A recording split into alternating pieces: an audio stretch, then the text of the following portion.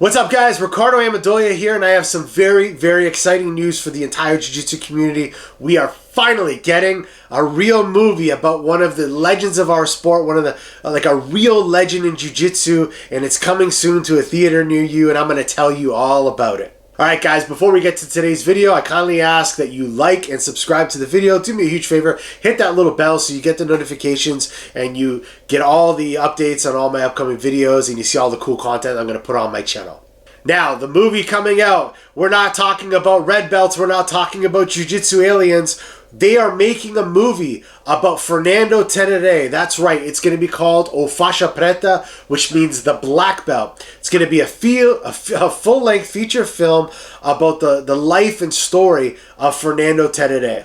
Okay, so I'm going to break this video down in a couple different parts. I'm going to first tell you a little bit about Terere's history, a little bit about his story, and then a little bit more about the movie that I've been getting information from some of the producers. So I got some really, really cool stuff to tell you about this movie. First off, if you don't know who Fernando Tererê is, he's a black belt under Alexnadre Paiva from the Alliance team. And I believe he received his black belt in around 2000. And he won the World Championship at blue, purple, both his division and the open.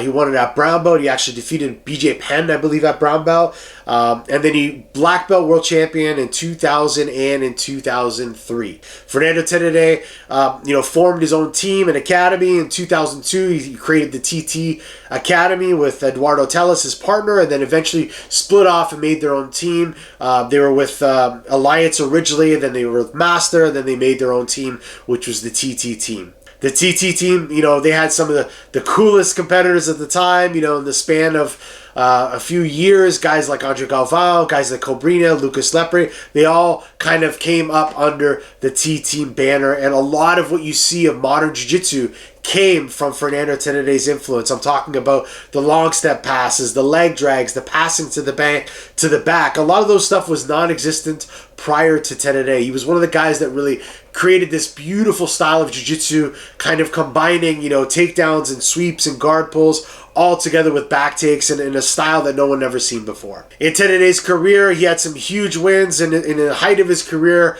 Guys like Nino Chambry, Leo Santos. He actually defeated Marcelo Garcia twice at the time when Marcelo Garcia was just kind of coming up as a black belt, making a huge name for him. He defeated Matt Serra, Marshall Pedipano Cruz, and a who's who list of top-level competitors of that era. Of course, if you ask me, one of the most favorite moment I have of Terere is seeing him at the 2004 World Championship. He was only around 170 pounds, and he entered himself into the super heavyweight division and the open division. So super heavyweight, he's battling guys 220 or whatever, and he ended up getting into the finals with Fabricio Verdum. There's this epic stare down online. I'm going to try to post a clip here as well, where him and Verdum are staring down, and they have this memorable match. I think Terere only lost by a few points, but a guy that was 165, 170 pounds fighting in that division, doing so well, was crazy. It's never been done again. It's something that was unique at the time and no one repeated. Then he went into the absolute division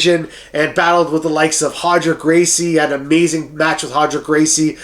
He actually took Hodger down, took his back for a sec, almost had a choke on him. Hodger ends up getting out and tapping him. But at the end of the day, in 2004, although Terere didn't double gold, he got a standing ovation. There's a video of him doing it. I'm going to split to it in a sec here, and it's just awesome. I was there at that event, and the vibe during that moment was insane.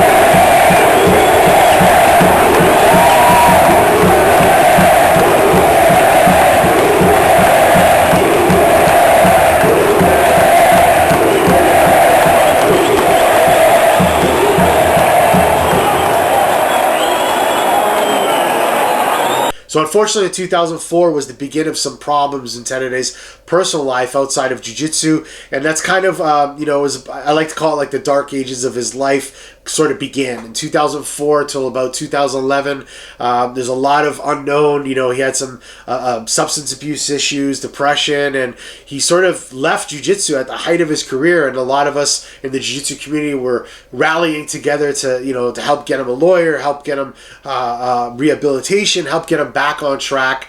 And he had some ups and downs. He tried to make some comebacks. Some worked, some didn't.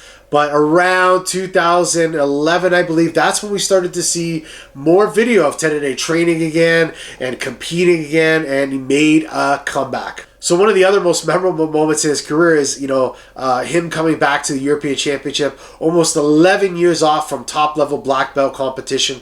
He went to the European Championship, got silver. He only lost to Claudio Calazans, who was one of the best at the time, and he lost by reaping. He got DQ'd, something he had no idea what reaping was because it was totally legal back in his day. But, aside from getting the silver medal that year at the Europeans, there's a picture that has kind of gone viral in the jiu-jitsu community where his former student, Alain Finfou Nascimento, goes to the picture basically is Finfou on the mat handing Terere something, and what he was handing him was his black belt. And the backstory there is a long time ago when Terere was going through some problems in his life, he tried to sell Finfou his black belt and for money so he can get some stuff, and Finfou said, okay, I'll give you some money, I'm going to hold on to this and I'm going to give it to you one day when you're back. And sure enough, he did it at the Europeans. And the story was that Finfou was actually supposed to fight Terere. He went to the mat, handed him his black belt, and then bowed out to him, and the referee raised Terere's hand. And there's a beautiful picture of Alexnadre Gigi Paiva kind of hugging and embracing Finfou for that gesture after that, and it's gives me goosebumps. I'm almost choked up just talking about it. It was something so beautiful. So since that time, Terere came back. He fought in countless super fights, fought in the Gracie Pro, fought in Polaris. And just to give you a perspective too, at the Europeans, one other thing I want to point out, he actually defeated a guy, Charles Negromonte, one of the toughest dudes out there. And Charles actually has a win over André Galvao just a few years ago. So look at that. The guy took 11 years off the highest level competition, came back, and then defeating some of the top level guys in the new generation. It's truly amazing. Not only that, he had some amazing super fights. He fought longtime rival Vitor Shaolin Ribeiro at Polaris, defeated him, which is really crazy as well if you think of it, because they used to fight all the time and Terere was never able to defeat Shaolin. And finally, after all these years, he came back. Shaolin had been staying busy, competing in MMA, competing in Masters Worlds and all these things. And Terere came back and defeated Shaolin. He ended up having another match at the Gracie Pro against Raphael Abihiran, defeated him by takedown. He used that infamous Safada takedown and made his comeback. And then, since those fights, he sort of slowed things down. I think he tried to do some matches at Copa Podio and BJJ Stars, but his career has slowed down. He's really focusing on his health right now and training and teaching at his new FT Academy in Cantagalo, where he opened up an academy a long time ago for some of the kids in the favelas there. So he's sort of come full circle back into Cantagalo. So the movie is going to be about Terere's story, basically coming up, getting introduced to jiu-jitsu, coming off the streets, coming up from the favelas in Cantagalo, meeting guys like Alexnadre Paiva, and it's going to show him even competing at world championships, I've been told. I heard they even got a guy playing Hollis Gracie in this movie, and they're going to reenact some of Terere's most memorable moments, even when Hollis and Hollis end up slamming Terere. They're going to show that. I've seen the actors, because the producer has sent me some exclusive footage. I've actually seen the actor playing Terere reenact a lot of the most historical moments in Terere's career. This is going to be something like we've never seen before, an absolute delight for the jiu-jitsu community. Again, I'm getting goosebumps just talking about this. I cannot wait to see it. So they're going to show his career, they're going to show his ups, and they're absolutely going to spend some time showing his downs. They're going to show some of the, the dark period of Terere's life. I think they're going to touch on that a little bit and, eventually show him going through that and like a true champion, coming back, getting rehabilitated and getting back onto the mats and trying to teach and help others through his story. Okay, so when I talk about the film specifically, there is going to be a who's who list of Jiu-Jitsu royalty being represented in this film. So Fernando Terere will be played by Brazilian actor Jonathan Azevedo. Finfou will be played by Raphael Logam. And Terere's cousin Leandro Martins will be represented and played by Jefferson, Brazil. Marcelo Novais, very famous Brazilian actor, will be playing Alexnadre Gigi Paiva. I was thinking they were going to get Sylvester Stallone for Gigi, but it looks like Stallone was a little too busy with Creed 3 or something. And Fabio Gurgel will actually be played by one of the Alliance black belts, Leonardo Leite. Leo had some experience playing and acting in some of the novellas in Brazil. Como vai, Paulo? Adoro falar muito em você. E você? Melhor agora.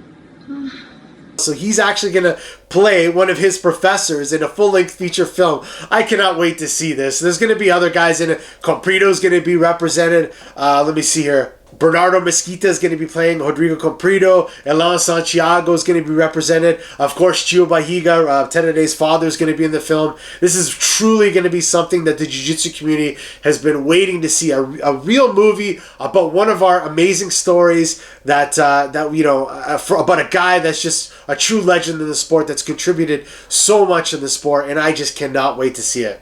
Alright guys, so there you have it. The movie's called O Faixa Preta, the story about Fernando Terere. I'm going to put a link into the description of all the social media for the project. Like I said, I've been talking to the producer of the movie, and he keeps sending me clips. I might be able to leak some of those on my channel, so make sure you subscribe to the channel. And, also comment in the comment section. Let me know if you're a Terere fan. What was your favorite Fernando Terere match or moment? Let me know in the comment section, and also let me know if there's any Jiu-Jitsu, history projects that you want me to work on. I will do my best to get them done in the near future.